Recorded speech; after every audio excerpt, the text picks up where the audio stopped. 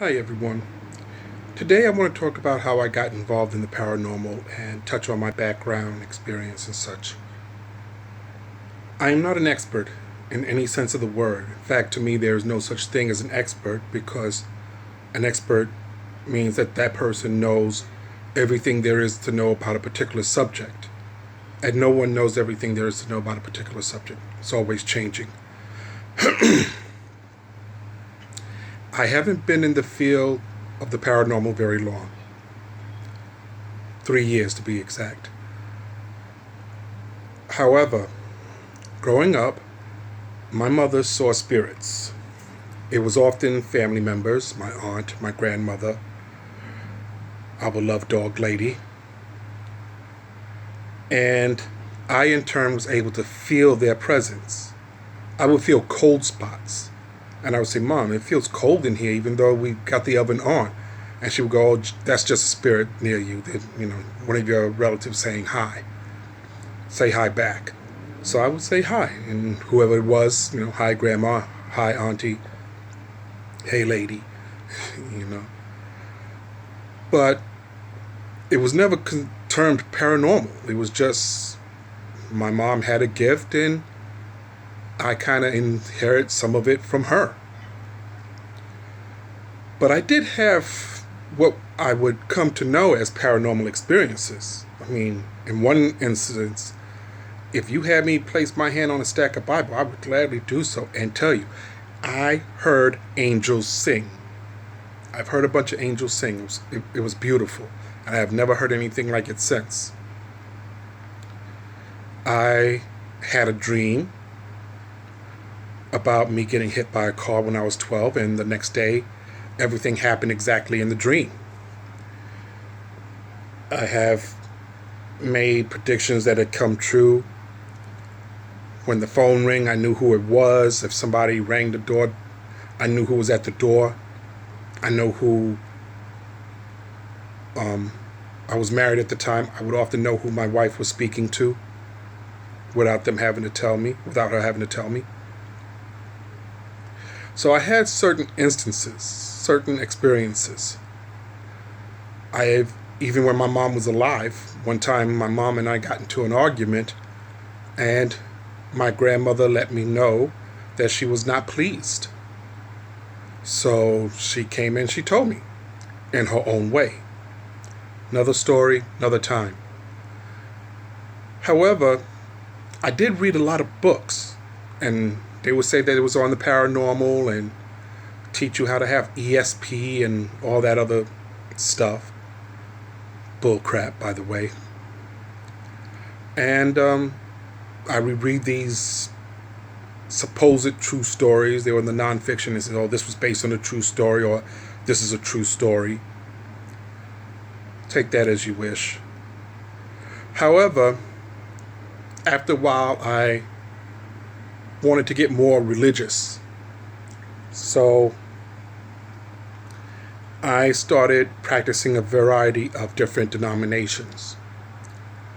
And you learn when you practice these denominations that if you believe in spirits, if you believe in ghosts, you're told that it don't exist, that it's actually a demon or the devil trying to trick you, and to pay it no mind and to tell it to get behind you. The exact word I was often told is, say, "Get behind me, Satan." So I pretty much blocked everything. I didn't tell anybody what I would experience. I didn't tell anybody if I felt a cold spot or anything. I just kept it to myself and filed it back. Around 2015, I decided there's more out there than just what the churches are telling me. And I know what I experience. So regardless of what the pastor, the priest, or anyone is saying, I know what I experience. Now, you don't want to give me the answer? That's fine. I will find the answer somewhere else. But I know what I know. I saw what I saw when I saw it. So I got back into the paranormal. There's an app called Meetup. So I went on there and I expressed my interest in the paranormal, and there was a bunch of groups. And one group in particular caught my eye. It seemed relatively close, and something that I could participate in. So I signed up and joined that group. What happened was we went to a cemetery that's not far from where I live, and we did some, it's not really investigations, but we just whipped out a spirit box and cameras and held an EVP session. I told you earlier the difference between a ghost and a spirit, a paranormal researcher and a ghost hunter. All paranormal investigators are ghost hunters, but not every ghost hunter is a paranormal investigator. And I met an elderly man there, and he took me under his wing and told me the equipment that I can start off with and how to use them. And we went places.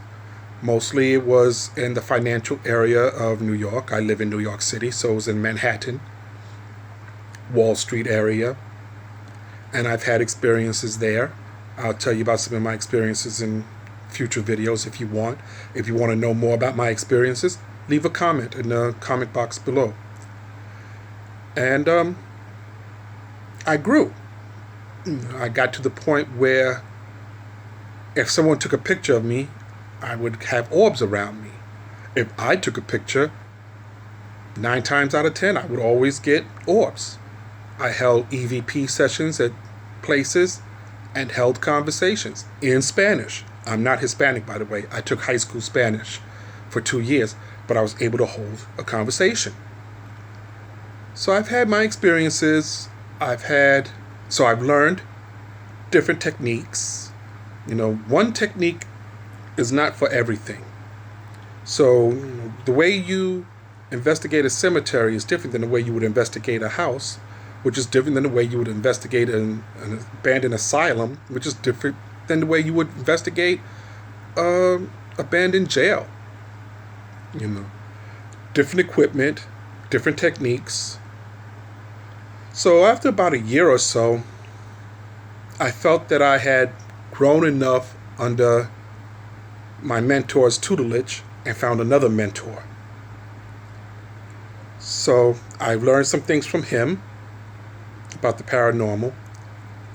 I had joined another group. I had left the first group and joined another group that was also in New York City. And it was about people, the people there came from different backgrounds, different religious belief. They had experiences, they had questions, and we had people there that was able to answer them. So I learned about me having sleep paralysis. I learned about me being visited by negative entities. I learned about spontaneously astral projecting. I had no idea that I was doing this in my sleep, but I described instances and people would tell me that I had dreams where basically I had left the body and didn't know it. To me, it was a dream. So I will say one thing. When you get around people, if you're gifted, if you're sensitive, you get around fellow people, your gift will get stronger. But to go back a little bit, 2015, my mentor was holding an exhibit in his town, and he took me with him, and he, oftentimes beforehand mentioned this young lady's name. Well, I met that lady. The lady looks at me, and I, introduced myself as Trey, and she goes, "You're an empath, a medium, and a healer. You don't know it yet, but you're going to be a very strong person in these areas." I just looked at her and said, "Okay." I paid it no mind. I did have experiences that I've come to know that was empathic. I would at times be in a department store, and even though it would be cool and everything, I just felt hot. I felt like I was in the kitchen with a hot oven. I would get dizzy. I would find it hard to breathe. I couldn't do anything till I got outside. Then I would feel better. That was me absorbing other people's emotions in that store. So I found out about that. I learned about protection, and both as an empath, as a sensitive. When doing investigations, techniques what to do. So I learned about that, and like I said, I've been doing this for 3 years, and for the most part, it has been positive. When I've done my EVP sessions, I've had energies. I don't know whether to call them entities. I don't like to call them entities, and I don't like to say ghosts or spirits because of the difference between the two. So I prefer saying energy. I've had different energies, some of them negative, that would curse at me. I've had one that tried to follow me home in my friend's car. We both noticed it and sent it on its way. And I will tell you some of those experiences as well. But at the moment, I just wanted to let you know on some of the background that I had, and to tell you that I've read a lot of books. So I've learned a lot from books. And I've gone to Paraunity Expos in New Jersey. And I've met people who were friends of my now mentor. Okay, so I kind of like got into an inner circle, if you will, and I was able to learn. And I want to pass those things on to you. Being what many would call a beginner, because I'm only 3 years into this, I feel I can relate to a lot of you who are thinking of getting involved in the paranormal in this way, of doing investigation, of doing ghost hunting, and you may not know what equipment you need, so you may want to go out there and buy all the fancy equipment, or think that you need all this fancy equipment and say to yourself, I'm not going to be able to afford it, when in actuality, as a beginner, you won't need as much as you think. They're helpful. All the other stuff is helpful. They have their place, but for the moment, there's only like 3 or 4 things that you really need. So I feel that I would be able to tell you this and you'll be able to relate, because we're both basically new at this. I will share books that I have read, because I do strongly advise that anyone that's getting into this, read up. Read books, read about some of the dangers, get a book on protection. Because you really, whether you're doing ghost hunting or paranormal investigating, you need to protect yourself. You need to know how. Things come in so many different ways that you never thought of. I mean, really, you never thought of these things, and it's like, it seems so innocent. There's a lot of views on Ouija boards. And there's a lot of people who will tell you, well, I've used Ouija boards for years and nothing's ever happened. Please, if you take nothing away from what I will be posting in videos, from what I am telling you, do not touch. Do not go near. Do not be around those who want to use Ouija boards. They tell you, I want to whip out a Ouija board. Tell them I'll see you later. It's a gateway. You don't know who or what is coming through that portal, and it will make your life heck. Okay? I myself had an experience with a Ouija board when I was young in my private school. What happened was, I was with my cottage mates, and we decided we're going to mess with the Ouija board. And this was in the 70s. So it was before Elvis died. So right off the bat, we wasn't contacting Elvis. But we did the usual stuff. We wanted to contact Jimi Hendrix, Marilyn Monroe, Jim Morrison, So we're doing it, and the planchette is moving. But what happened was, the planchette was moving fast. And all of a sudden, we all heard it. The windows were made of plexiglass, and thank goodness that they were. We hear this loud boom! And on the plexiglass was a handprint with 3 claws. That's all. That's what I'm saying. That's the truth. That's what I'm saying. Believe me if you want to. Don't. I don't care. I know what I saw when I saw it. From then on, I didn't bother with the Ouija board. And to this day, when I go to the Paraunity Expo and I see the Ouija boards out there, I walk far away from it. I don't get close to the table. And it's kind of hard to do because sometimes some of the people that I know that are vendors have their table next to it. So I kind of stay at a distance at the other end of their table, but I try not to get too close to the ones that has the Ouija boards on it. I do not deal with dolls because dolls can be haunted. So there's certain things that you want to be aware of. There's certain things that will seem innocent, but it isn't. It really isn't.